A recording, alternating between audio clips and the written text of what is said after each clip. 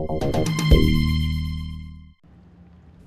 the Kenyan port of Mombasa, a Greek warship is being prepared for its latest mission, to protect an aid boat on its way to Mogadishu in Somalia.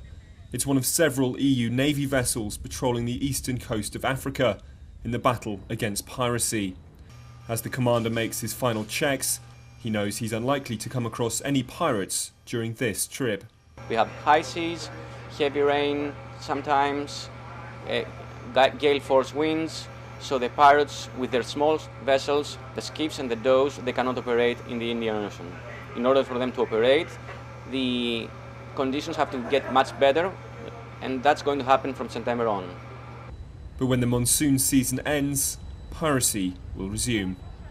At Mombasa's Shimo La Tewa prison, more than 100 Somali men are awaiting trial, accused of trying to hijack ships over the past 18 months. If found guilty, they could face up to 20 years in prison. Yet despite the threat of such long sentences and the dangers on the high sea, the men appear undeterred. In fact, there are now more boats being held in Somalia and more seamen than at any time over the past 3 years. Well, it is serious and it has a huge impact on countries in this region, but there's also a record number of pirates in custody. There are currently 540 pirates in custody in 12 countries around the world.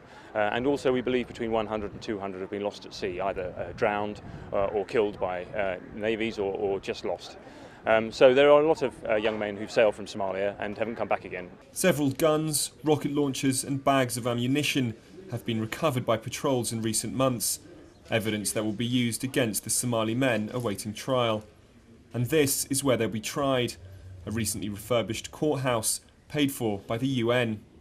But the Kenyan government knows there'll be no end to piracy in Somalia unless a political solution is found. The solution is law and order in Somalia, and the solution is governance, a functional state in Somalia, which allows the country to take charge of its own responsibility. The EU is currently spending hundreds of millions of euros a year on naval patrols in the region, more than its aid allocation to Somalia. But so long as the country is politically unstable and piracy profitable, sinking this maritime scourge for good remains a distant prospect.